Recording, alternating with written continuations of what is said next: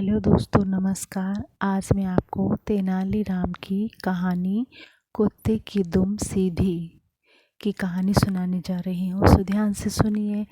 एक दिन राजा कृष्णदेव राय ने दरबार में इस बात पर गर्मा गर्म बहस हो रही थी कि मनुष्य का स्वभाव बदला जा सकता है या नहीं। कुछ का कहना था कि मनुष्य का स्वभाव बदला जा सकता है, कुछ का विचार था कि ऐसा नहीं हो सकता, जैसे कुत्ते की दुम कभी सीधी नहीं हो सकती। राजा को एक दिन विनोद सूझा। उन्होंने कहा, बात यहाँ पहुँची कि अगर कुत्ते की दुम सीधी की जा सकती है तो मनुष्य का स्वभाव भी बदला जा सकता है, नहीं तो नहीं बदला जा सकता। राजा ने फिर विनोद को आगे बढ़ाने की सोची।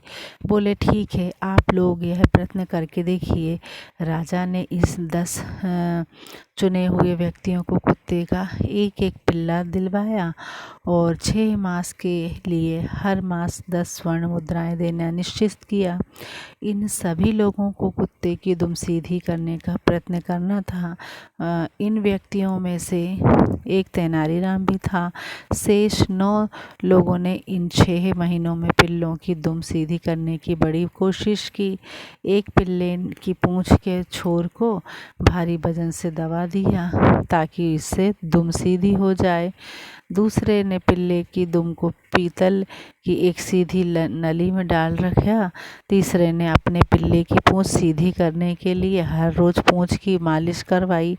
छठे सज्जन कहीं से किसी तांत्रिक को पकड़ लाए जो कई तरह से उठा पटक वाक्य बोलकर और मंत्र पढ़कर इस काम को करने का प्रयत्न में जुटे लगे थे। 7वें सज्जन ने अपने पल्ले की शल्य चिकित्सा यानी ऑपरेशन करवाया। 8वां व्यक्ति पिल्ले को सामने बिठाकर 6 मास तक प्रतिदिन उसे भाषण देता रहा कि पूंछ सीधी रखो भाई, सीधी रखो। 9वां व्यक्ति पिल्ले को मिठाइयाँ खिलाता रहा कि शायद इससे यह मान जाए और अपनी पूंछ सीधी कर ले। पर तेनालीराम पिल्ले को इतना ही खिलाता जितने से वह जीवित रहे। उसकी पूंछ भी बेजान सी लटक गई, जो देखने में सीधी ही जान पड़ती थी।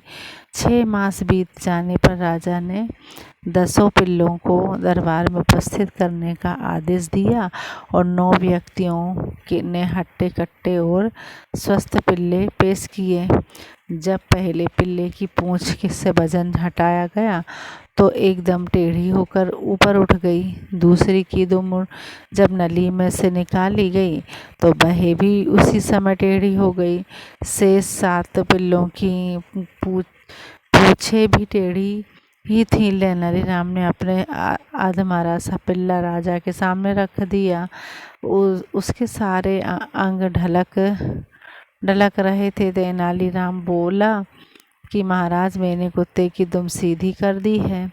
इस दुष्ट कहीं के राजा ने कहा, बेचारे निरसिंह पशु पर तुम्हें दया भी नहीं आई, तुमने तो इसे भूखा ही मार डाला। इसमें तो पूंछे हिलने की शक्ति भी नहीं है इसमें।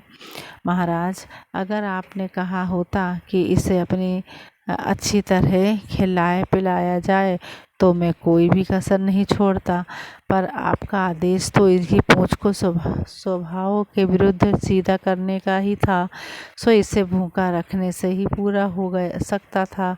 बिल्कुल ऐसे ही मनुष्य का स्वभाव होता है, असल में बदलाव नहीं है।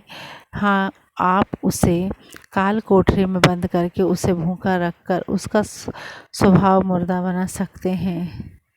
ये थी कहानी। पसंद आए तो लाइक करिए। धन्यवाद।